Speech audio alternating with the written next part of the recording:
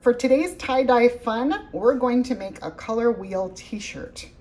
Basically what I'm going to do is take my three primary colors, magenta, cyan, and yellow, and I'm going to mix them together in small amounts to create all of these secondary colors on the color wheel.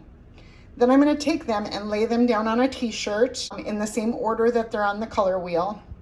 And this is just going to give me a physical example of all of the different colors that I can achieve for tie-dyeing just by mixing the three primary colors. So I have my primary colors mixed up, just got a couple of ounces of each. I have a t-shirt soaking in soda ash, and as soon as that's ready to go, I will spin it out and tie it up, and we'll get started. Okay, so I have my t-shirt here that's been soaked in soda ash and spun out in the washer. It's turned inside out, and I have found the center point here just by folding it in half. And I'm going to draw a line on the t-shirt along the center point with a washable marker. The reason that I'm doing this line is to help me with a nice fold.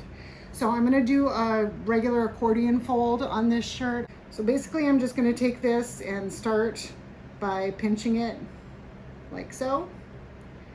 And then I'm just gonna do an accordion fold on this back and forth. And I'm using this line as a guide to keep my fold straight.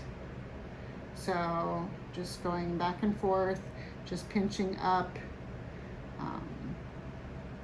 and keeping the line straight here.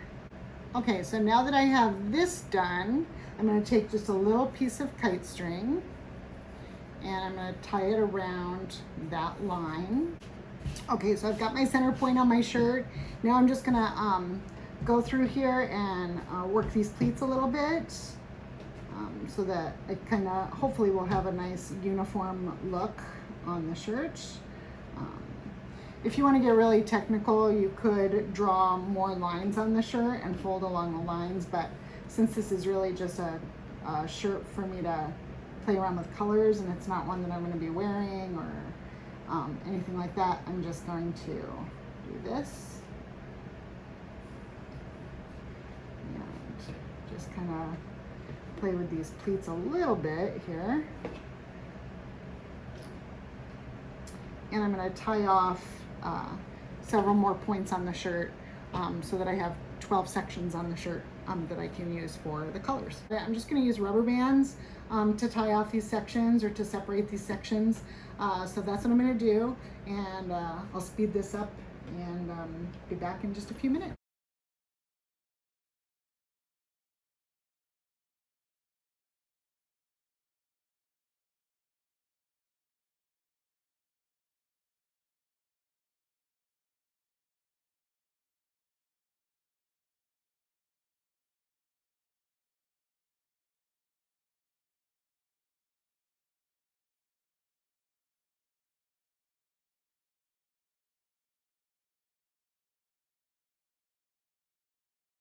Okay, so I've got my t-shirt all tied up.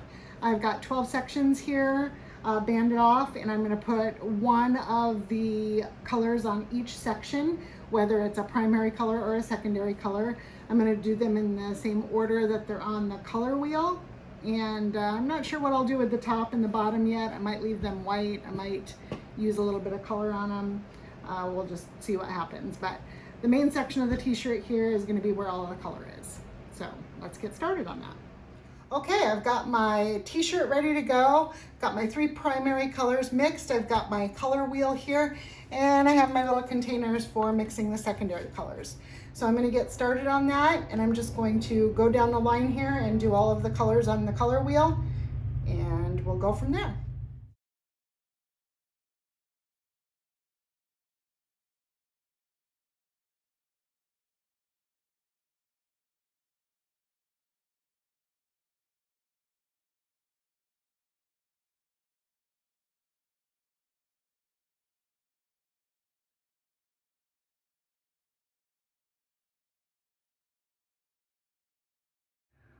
Okay, here it is, the color wheel t-shirt. I had so much fun putting this together. I did learn a couple of things while I was doing this. I started with 6 ounces of dye, and this shirt has quite a bit of dye in it. So a large adult t-shirt will hold 6 ounces of dye pretty easily. If you wanted to fully saturate the shirt, you could probably do 8 ounces, but that's good information to have when you start mixing dyes in your planning projects, to know how much dye you're gonna need to saturate any given project. I also noticed that there's some blending going on in each of the sections. So like this is the yellow section, but you can see the yellow green from over here has kind of seeped in a little bit, and the orange from over here has kind of seeped in.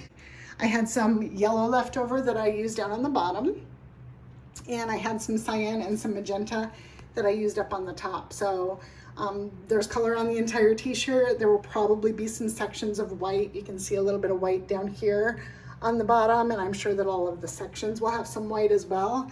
But overall, I'm just super pumped about this. I'm gonna wrap it up in saran wrap and let it batch for 24 hours, and I will be back with the final result. It is time for me to rinse my Color Wheel t-shirt. So I'm gonna get this rinsed out and spun out in the washer, and then I will show you guys what it looks like. Okay, here it is, the Color Wheel t-shirt. The goal for this shirt was to have a physical representation of all of the different colors on the color wheel that I can achieve just using the 3 primary colors, cyan, magenta, and yellow. For some reason, the dye didn't take to this t-shirt as well as it took to the ones on Wednesday. So the colors aren't as vibrant. They have kind of a faded look to them. Not necessarily a bad thing, but I don't know why that happened. So I'll have to do some research on that and try to figure it out. But overall, the goal was achieved. I did get all of the colors on here, and I'm gonna zoom in here and get a little bit closer so that you guys can get a better idea of how these colors look compared to the colors on the color wheel. Okay, the first 3 colors that I laid down on this shirt are magenta, which is a primary color, red magenta, and red, which are both secondary colors. And those are achieved by mixing magenta with yellow. So I feel like the magenta is really well represented on the shirt, as is the red magenta. The red is there, but it's faded, so it's not as vibrant as I would have liked, but it's definitely there. You can see these 3 colors pretty clearly. Okay, the next 3 colors on the shirt are orange, yellow, and yellow green. The orange is there, there's just not a lot of it, and it washed out quite a bit, but I feel like it's represented well on the shirt. Just wish it was a little bit more vibrant. Same with the yellow. The yellow seemed to wash out quite a bit too, but I know what yellow looks like. That's one of my primary colors. The yellow green is achieved by mixing yellow and cyan. And so that's a kind of a neon kind of green. So those are the 3 colors from this section of the color wheel. Okay, the next 3 colors are green, green cyan, and cyan. Cyan is the primary color here, and by mixing them with yellow, different amounts of yellow, you get the other 2 shades of green. I feel like all 3 of these are represented really well on the shirt. I like the way they look. Again, wish they were more vibrant, but I feel like they're represented well. Okay, the last 3 colors from the color wheel are blue cyan, blue, and violet. These 3 also represented really well, I think. The blue cyan is a nice pretty blue. I like that.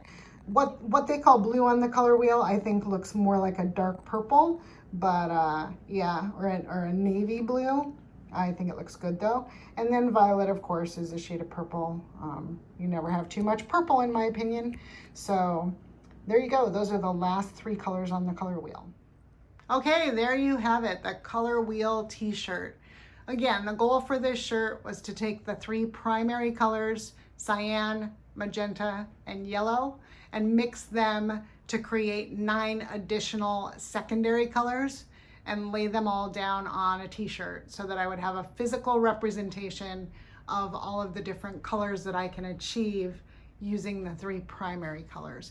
And I feel like I accomplished that goal with this. It was a fun little project. I will probably do another one of these and try to get a more vibrant result the next time I do a batch of t-shirts. But for now, I'm happy with the result. Thanks for watching and have a great day.